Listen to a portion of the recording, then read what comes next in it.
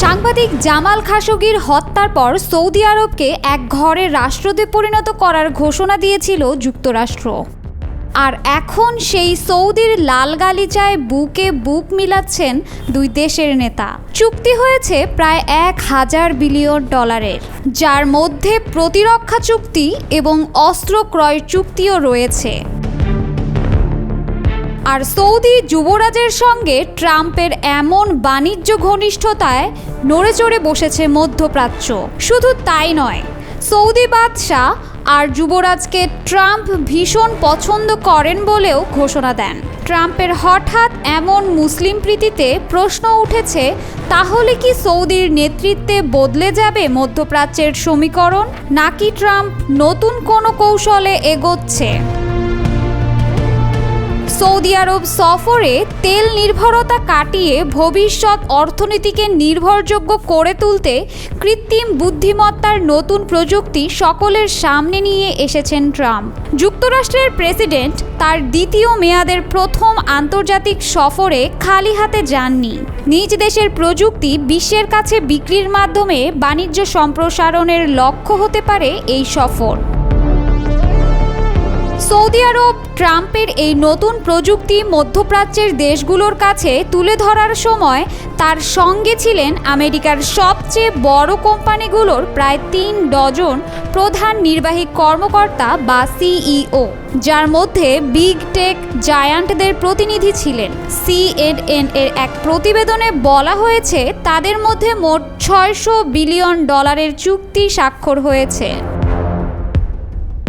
Trump জানান, যুক্তরাষ্ট্র কৃত্রিম বুদ্ধিমত্তা বা AI এর এমন প্রযুক্তি নিয়ে এসেছেন যা বর্তমানে বৈশ্বিক অর্থনীতিতে অত্যন্ত মূল্যবান। তার দাবি, AI এর এই চিপ মধ্যপ্রাচ্যের বৃহত্তম অবকাঠামোর প্রযুক্তি প্রকল্পগুলোতে ব্যবহার করলে অঞ্চলটির তেল নির্ভরতা কাটিয়ে ভবিষ্যৎ অর্থনীতিকে নির্ভরযোগ্য করতে গুরুত্বপূর্ণ ভূমিকা পালন করবে। এই চুক্তিগুলো মার্কিন AI প্রযুক্তির গুরুত্বকে তুলে ধরেছে, যা প্রেসিডেন্ট ট্রাম্পের জন্য একটি প্রধান কূটনৈতিক ও অর্থনৈতিক হাতিয়ার হিসেবে কাজ করছে। তিনি নিজেকে একজন সফল চুক্তিবাজ ও বিশ্বনেতা হিসেবে তুলে ধরতে চাইছেন এবং উপসাগরীয় অঞ্চলের দেশ, বিশেষত সৌদি আরবের সঙ্গে ঘনিষ্ঠ সম্পর্ক গড়ে তুলতে চাইছেন।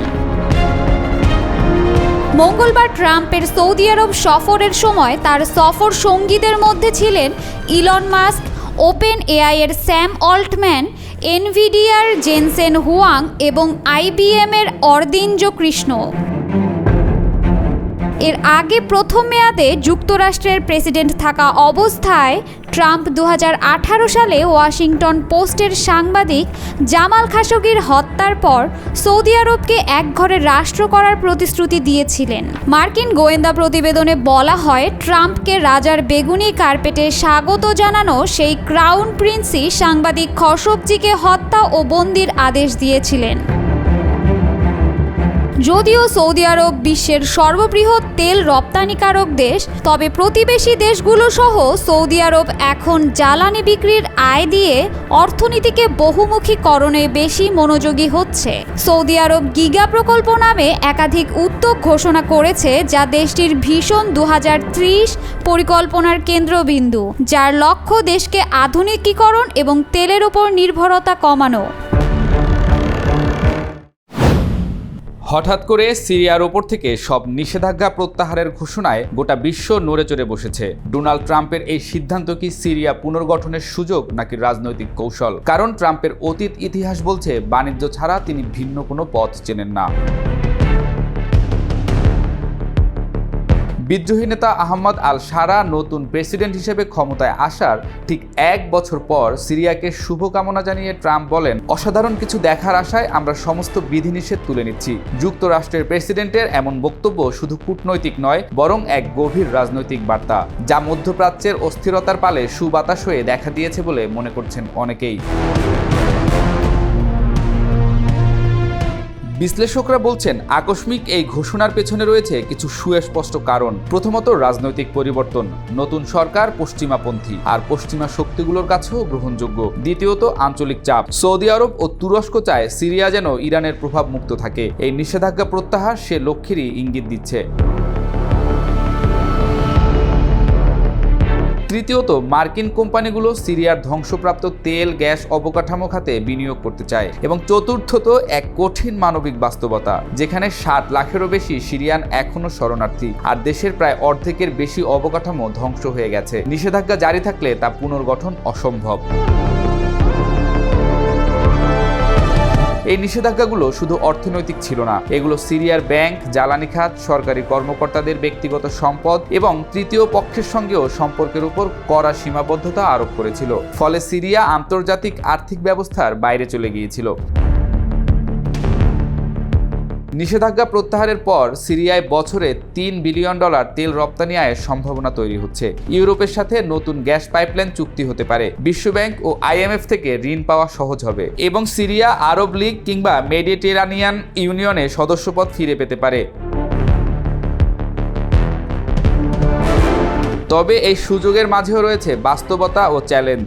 নতুন সরকার এখনও রাজনৈতিকভাবে অস্থিতিশীল। ইরান ও রাশিয়ার প্রভাব একেবারেই চলে যায়নি। IS-এর মতো সন্ত্রাসী সংগঠন এখনও সক্রিয়। আর যুক্তরাষ্ট্রের ভেতরেও এই সিদ্ধান্ত নিয়ে সমালোচনা শুরু হয়েছে। ডেমোক্র্যাটরা বলছেন, ট্রাম্প এই ঘোষণা দিয়েছেন তার ব্যক্তিগত প্রচারণার অংশ হিসেবে। নিষেধাজ্ঞা প্রত্যাহারের খবরে আন্তর্জাতিক প্রতিক্রিয়াও মিশ্র। ফ্রান্স ও জার্মানি সতর্ক করেছে, এই সিদ্ধান্ত মানবাধিকার লঙ্ঘনের শাস্তিকে দুর্বল করে দিতে পারে। রাশিয়া বলেছে এটি একটি বাস্তববাদী সিদ্ধান্ত। আর ইরান এই পদক্ষেপকে নিজেদের আঞ্চলিক প্রভাবের ওপর হুমকি হিসেবে দেখছে। বহুমুখী জটিলতা থাকার পরেও সিরিয়ার সফলতা নির্ভর করছে নতুন সরকারের সক্ষমতা ও আন্তর্জাতিক সম্প্রদায়ের সমন্বিত প্রচেষ্টার ওপর। নিষেধাজ্ঞা প্রত্যাহার সিরিয়ার অর্থনীতিকে পুনরুজ্জীবিত করতে পারে, কিন্তু রাজনৈতিক স্থিতিশীলতা অর্জন এবং যুদ্ধবিধ্বস্ত সমাজ পুনর্গঠন একটি দীর্ঘমেয়াদী প্রক্রিয়া। একই সাথে এই পদক্ষেপ মধ্যপ্রাচ্যে যুক্তরাষ্ট্রের প্রভাব বজায় রাখার কৌশল হিসেবেও দেখা যাচ্ছে।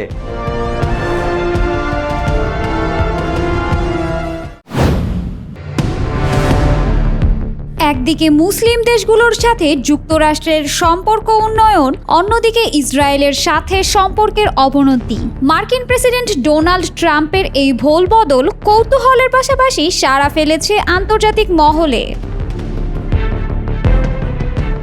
মুসলিম দেশগুলোর সাথে বরাবরই বেশ খারাপ সম্পর্ক যুক্তরাষ্ট্র সহ অধিকাংশ পশ্চিমা দেশগুলোর। বিশেষ করে ইরান, সৌদি আরব সহ বেশ কিছু দেশের সাথে বরাবরই দা কুমড়ো সম্পর্ক যুক্তরাষ্ট্রের। যুক্তরাজ্য সহ পশ্চিমা দেশগুলোর মুসলিম বিদ্বেষী মনোভাবই এর সবচেয়ে বড় কারণ। অন্যদিকে ইসরায়েলের সাথে বেশ বন্ধুত্বপূর্ণ সম্পর্ক মার্কিন সরকারের। ফিলিস্তিনের গাজায় চালানো গণহত্যা ও বর্বরতায় ইসরায়েলের পাশে ছিল যুক্তরাষ্ট্র।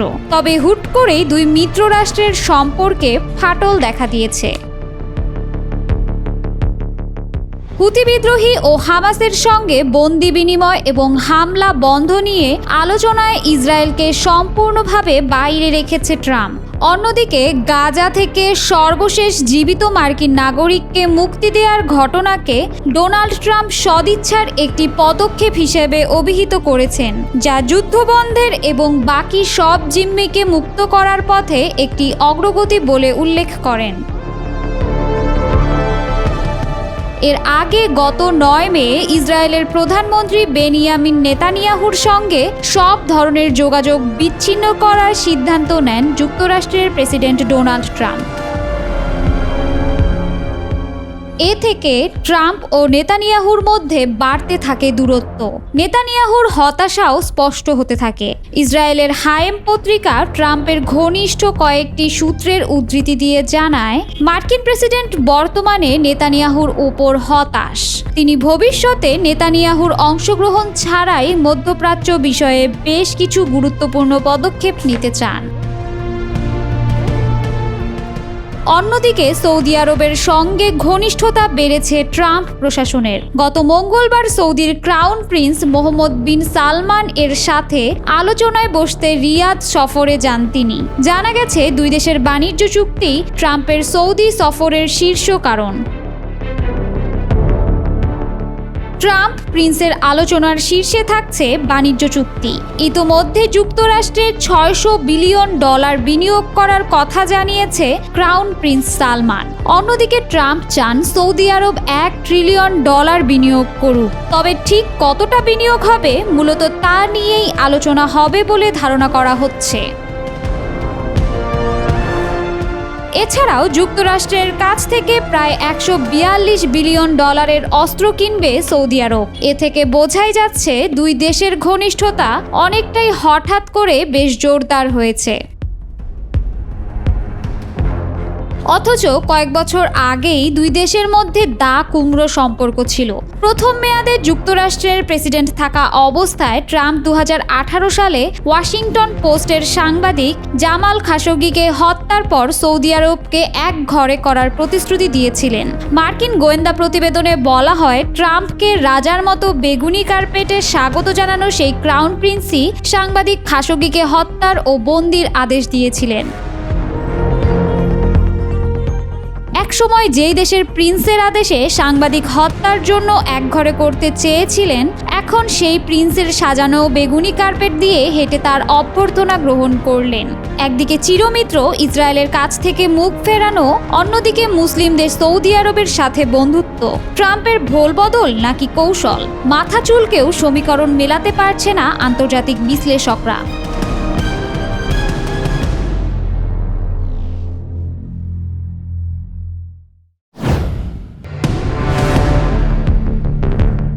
হামাস হুতির পর এবার হিজবুল্লাহও কড়া হুঙ্কার দিল ইসরায়েলের বিরুদ্ধে। নেতানিয়াহুর পাশ থেকে ট্রাম্পের সরে যাওয়ার ঘোষণায় নতুন করে পরিকল্পনার ছক কষছে হিজবুল্লাহ।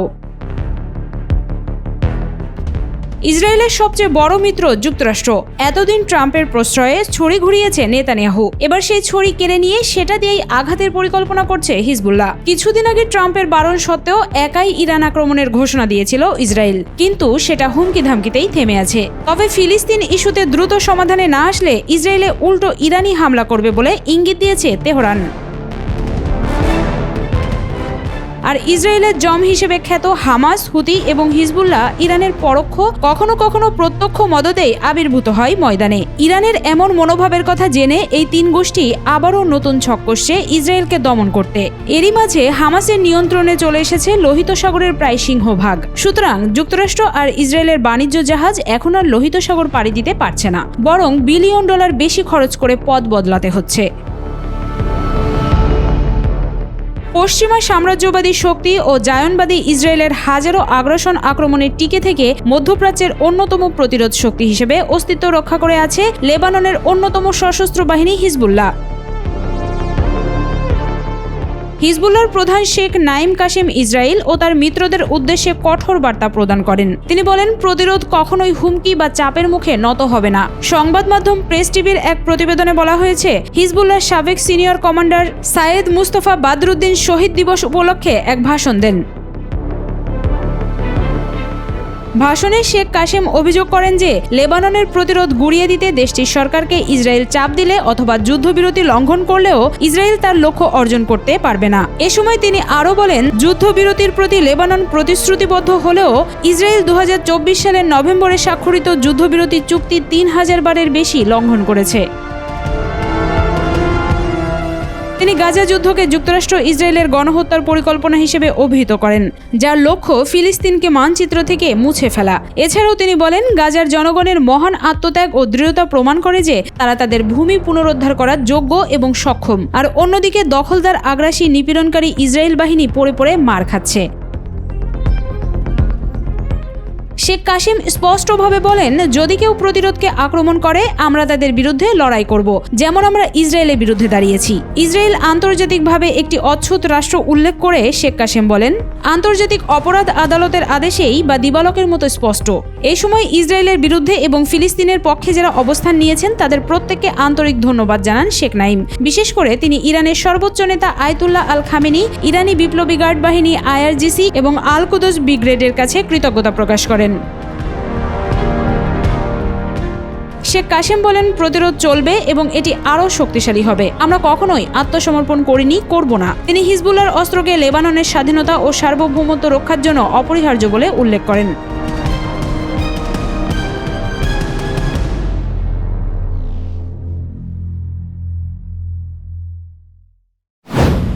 নেতানিয়াহুর সঙ্গে ট্রাম্পের সম্পর্কের ইতি টানার পর হুতিরা ফের নড়ে চড়ে বসেছে।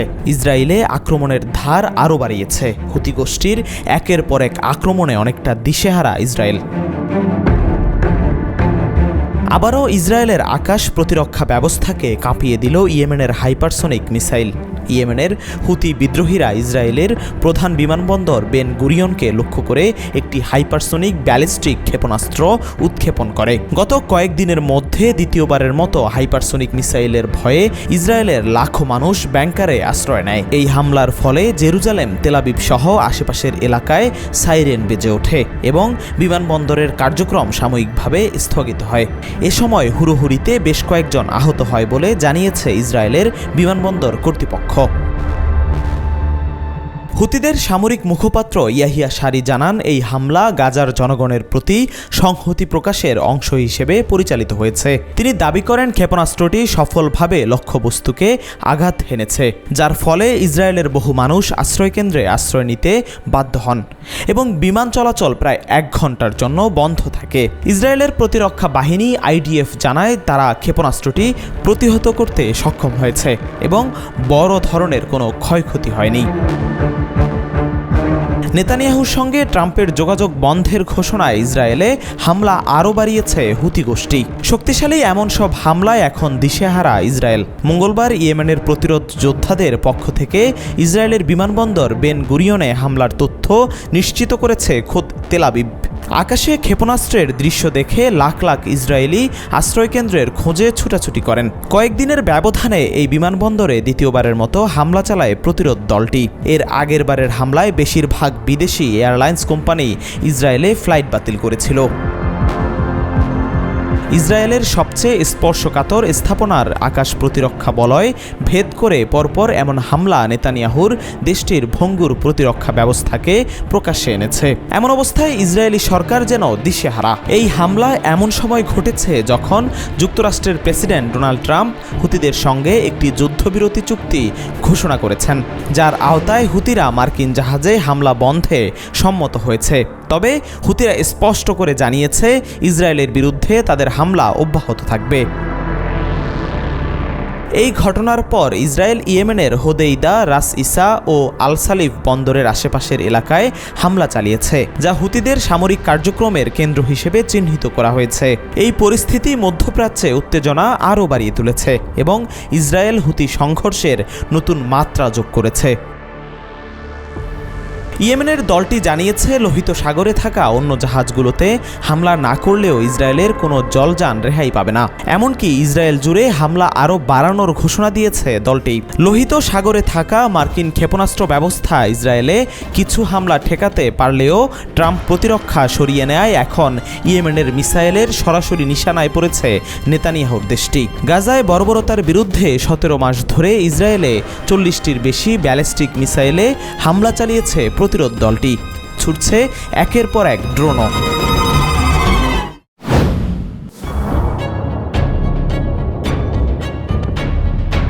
অবশেষে ফাঁস হলো ভারতের কীর্তি। পাকিস্তান ভারতে পাল্টা আক্রমণ চালানোর পর দিল্লি ইসলামাবাদকে শিক্ষা দিতে শরণাপন্ন হয় ওয়াশিংটনের। কিন্তু সহযোগিতা তো দূরের কথা, উল্টো যুদ্ধবিরতির জন্য নরেন্দ্র মোদীকে ধমক দেন ট্রাম্প। পরে জেডি ভ্যান্স এবং মার্কো রুবিও ট্রাম্পের হয়ে নরেন্দ্র মোদীকে ফোন দেন এবং যুদ্ধবিরতির নির্দেশ দেন। মোদীও বাধ্য হন যুক্তরাষ্ট্রের আদেশ মানতে। আর এই ঘটনা ফাঁস হওয়ার পর গোটা ভারত জুড়ে মোদী বিরোধী স্লোগান বাড়ছেই। মার্কিন প্রেসিডেন্ট ডোনাল্ড ট্রাম্পের মধ্যস্থতায় 10 মে ভারত ও পাকিস্তানের মধ্যে পূর্ণ ও তাৎক্ষণিক যুদ্ধবিরতি ঘোষণা করা হয়। এরপরই আন্তর্জাতিক মহলে বিশ্লেষকরা ভারতের সাম্প্রতিক সামরিক পদক্ষেপ ও কৌশল নিয়ে কঠোর সমালোচনা করছেন। গোয়েন্দা তথ্যের ভিত্তিতে ক্রমবর্ধমান উত্তেজনার আশঙ্কায় মার্কিন ভাইস প্রেসিডেন্ট জেডি ভ্যান্স, পররাষ্ট্রমন্ত্রী মার্কো রুবিও এবং হোয়াইট হাউসের চিফ অব স্টাফ সুশি ওয়াইলসের জরুরি অবস্থার আহ্বান জানানোর প্রেক্ষাপটে এই যুদ্ধবিরতি কার্যকর হয়। ভ্যান্স ব্যক্তিগতভাবে ভারতের প্রধানমন্ত্রী নরেন্দ্র মোদীকে সম্ভাব্য ভয়াবহ ঝুঁকির বিষয়ে সতর্ক করেন এবং ভারত ও পাকিস্তানের মধ্যে সরাসরি আলোচনার প্রয়োজনীয়তার উপর জোর দেন। যদিও এই যুদ্ধবিরতির ঘোষণায় বিশ্বব্যাপী শান্তির নিঃশ্বাস অনুভূত হয়েছে, তবে ভারতের অভ্যন্তরে এর ভিন্ন প্রতিক্রিয়া দেখা গেছে। দেশটির প্রাক্তন ভারতীয় সেনাপ্রধান বেদ প্রকাশ মালিক এক্সে মন্তব্য করেছেন, 10 মের যুদ্ধবিরতি ভারতের সামরিক পদক্ষেপের পর অর্জিত রাজনৈতিক বা কৌশলগত সুবিধা সম্পর্কে প্রশ্ন তোলার জন্য ভারতের ভবিষ্যৎ ইতিহাসই যথেষ্ট। সাংসদ আসাদুদ্দিন ওয়াইসিও একই প্ল্যাটফর্মে তৃতীয় পক্ষের হস্তক্ষেপের দীর্ঘদিনের বিরোধিতা স্মরণ করে প্রশ্ন তুলেছেন, কেন আমরা এখন কোনো বিদেশি রাষ্ট্রপতির মাধ্যমে যুদ্ধবিরতি ঘোষণা মেনে নিচ্ছি? কাশ্মীর আমাদের অভ্যন্তরীণ বিষয়, এর আন্তর্জাতিকীকরণ আমরা কখনোই চাইনি। অনেকের মতে ট্রাম্পের কাশ্মীর সমস্যা সমাধানে মধ্যস্থতার প্রস্তাব ভারতের দীর্ঘস্থায়ী নীতির তৃতীয় পক্ষের হস্তক্ষেপ প্রত্যাখ্যানের সুস্পষ্ট লঙ্ঘন। পাশাপাশি মার্কিন প্রেসিডেন্টের যুদ্ধবিরতির ঘোষণাকে ওয়াশিংটনের চাপের কাছে মোদী সরকারের নতি স্বীকার হিসেবেও দেখা হচ্ছে। দক্ষিণ এশিয়ার ভূরাজনীতিতে প্রায়ই ধারণা বাস্তবতাকে ছাড়িয়ে যায়। ভারত দীর্ঘদিন ধরে তার অর্থনৈতিক প্রবৃদ্ধি ও পারমাণবিক সক্ষমতার ভিত্তিতে আঞ্চলিক আধিপত্যের স্বপ্ন দেখে আসছে। তবে গত 22 এপ্রিল কাশ্মীরে সন্ত্রাসী হামলার পর দেশটির গৃহীত পদক্ষেপগুলো সেই দুর্বলতাকেই উন্মোচিত করেছে। শক্তি প্রদর্শনের আপাত উদ্দেশ্য থাকলেও ভারতের প্রতিক্রিয়া শেষ পর্যন্ত পাকিস্তানের আঞ্চলিক অবস্থানকে আরও শক্তিশালী করেছে এবং মোদী সরকারকে আন্তর্জাতিক কূটনীতিতে দুর্বল করে ফেলেছে। গত 7 মে ভারত পাকিস্তান সমর্থিত সন্ত্রাসী গোষ্ঠীগুলোর ঘাঁটি ধ্বংসের অজুহাতে অপারেশন সিন্দুর শুরু হয়। ফরাসি রাফায়েল যুদ্ধবিমানের সমর্থন সত্ত্বেও এই অভিযান অভ্যন্তরীণ ক্ষোভ প্রশমনের পাশাপাশি মোদির কঠোর ভাবমূর্তি পুনরুদ্ধারের চেষ্টা হিসেবে দেখা হয়। তবে এই অভিযানের প্রকৃত সাফল্য প্রশ্নবিদ্ধ। পাকিস্তান শিশুসহ বেসামরিক হতাহতের খবর জানায়, যেখানে ভারত কেবল সন্ত্রাসী আস্তানাগুলোতে আঘাত হানার দাবি করে। হামলার জবাবে পাকিস্তানের বিমান বাহিনী নিজস্ব জেট ব্যবহার করে এবং 3টি রাফাল সহ 5টি ভারতীয় বিমান ভূপাতিত করার দাবি করে। রয়টার্সের 2 মার্কিন কর্মকর্তা নিশ্চিত করেন, চীনা গোয়েন্দা নজরদারি ও আইএসআই এর সহায়তায় পরিচালিত চীনা জে-10 জেট অন্তত 2টি ভারতীয় বিমানকে ভূপাতিত করতে সক্ষম হয়েছে। তবে ভারত এই ক্ষয়ক্ষতির কোনো স্বীকারোক্তি দেয়নি। প্রাথমিকভাবে ভারতীয় গণমাধ্যম করাচি বন্দরে বিধ্বংসী হামলার মিথ্যা খবর প্রচার করে, যা স্পষ্টই একটি পরিকল্পিত প্রচারণা ছিল। 9 মে পাকিস্তান দাবি করে যে ভারত ইসলামাবাদের কাছে তাদের ঘাঁটিতে ক্ষেপণাস্ত্র হামলা চালিয়েছে। এর প্রতিক্রিয়ায় পাকিস্তানি সেনাবাহিনী উধমপুর, পাঠানকোট, আদমপুর ও ভুজে ভারতীয় বিমান ঘাঁটিতে স্বল্প পাল্লার ক্ষেপণাস্ত্র ও ড্রোন হামলা চালায়। ভারতীয় বিমান বাহিনীর কর্মকর্তা বমিকা সিং জানান, পাকিস্তানি ড্রোন ও গোলাবারুদ বেসামরিক ও সামরিক উভয় লক্ষ্যবস্তুতে আঘাত হানে। এই ধারাবাহিক ঘটনা প্রবাহ আঞ্চলিক আধিপত্য বিস্তারকারী হিসেবে ভারতের ভাবমূর্তিকে যথেষ্ট ক্ষতিগ্রস্ত করেছে। ভারত সরকার স্পষ্টই তাদের রাফায়েল জেটগুলোর ক্ষমতাকে অতিরিক্ত মূল্যায়ন করেছে এবং পাকিস্তানের চীন সমর্থিত অত্যাধুনিক আইএসআই এর সিস্টেমের ক্ষমতাকে অবমূল্যায়ন করেছে, যা যুদ্ধক্ষেত্রে নির্ভুলতা বৃদ্ধি করেছে। সাম্প্রতিক বছরগুলোতে পাকিস্তানের প্রতি চীনের সামরিক সহায়তা উল্লেখযোগ্যভাবে বৃদ্ধি পেয়েছে। 2020 সাল থেকে ইসলামাবাদের সামরিক আমদানির 81% এসেছে চীন থেকে। দীর্ঘদিন ধরে কিছু ভারতীয় প্রতিরক্ষা বিশ্লেষক সতর্ক করেছিলেন যে উচ্চ ঝুঁকিপূর্ণ কাশ্মীর নীতির জন্য সীমিত মার্কিন বা রাশিয়ার সমর্থন থাকায় ভারত চীন সমর্থিত পাকিস্তানের মোকাবেলার জন্য প্রস্তুত নয়। এমনকি কেউ কেউ চীন পাকিস্তান ঘনিষ্ঠতাকে উৎসাহিত করার জন্য সরকারের পররাষ্ট্রনীতির সমালোচনাও করেছিলেন, কিন্তু নয়াদিল্লিতে তাদের সেই সতর্কবার্তা উপেক্ষা করা হয়েছিল। গত কয়েকদিনের ঘটনাবলী ভারতের কৌশলগত সীমাবদ্ধতাগুলোকে সুস্পষ্টভাবে উন্মোচন করেছে এবং বিশ্বব্যাপী আলোচনার জন্ম দিয়েছে। নয়াদিল্লির প্রতিক্রিয়া সম্ভবত প্রতিরক্ষা বাজেট বৃদ্ধি এবং কাশ্মীরের সামরিকীকরণ আরও জোরদার করার দিকে ধাবিত হতে পারে। ভারত সরকারের ভবিষ্যৎ পদক্ষেপ নির্ধারণের সময় তাদের উপলব্ধি করা উচিত যে ছায়াযুদ্ধের স্থিতাবস্থা এবং অস্থিরতা সৃষ্টিকারী গোপন আগ্রাসনের চক্র অত্যন্ত বিপজ্জনক। উভয় দেশের গোয়েন্দা সংস্থা দীর্ঘদিন ধরে প্রক্সিদের সমর্থন করে আসছে, যা কাশ্মীর থেকে শুরু করে আফগানিস্তান পর্যন্ত অস্থিতিশীলতা ডেকে আনছে। নয়াদিল্লি ও ইসলামাবাদের বিচক্ষণ ও সুনিশ্চিত সিদ্ধান্তের ওপরই এই অঞ্চলের ভবিষ্যৎ নির্ভর করছে। বাগাড়ম্বর নয়, সংযমী হওয়া উচিত তাদের পথ প্রদর্শক নীতি। অন্যথায় ভূ রাজনৈতিক অস্থিরতা, অর্থনৈতিক স্থবিরতা এবং লাখ লাখ মানুষের অশেষ দুর্ভোগের ঝুঁকি আরও বাড়বে। বিশ্বের 1/4 দরিদ্র মানুষ এবং 35 কোটিরও বেশি নিরক্ষর প্রাপ্তবয়স্কের আবাসস্থল ভারত ও পাকিস্তান দীর্ঘস্থায়ী সংঘাতের বোঝা বহন করতে পারে না। অব্যাহত উত্তেজনা ভারতের অর্থনৈতিক প্রবৃদ্ধিকে ব্যাহত করতে পারে এবং পাকিস্তানের ভঙ্গুর অর্থনীতিকে পঙ্গু করে দিতে পারে, যা যে কোনো কৌশলগত অর্জনকে অর্থহীন করে তুলবে।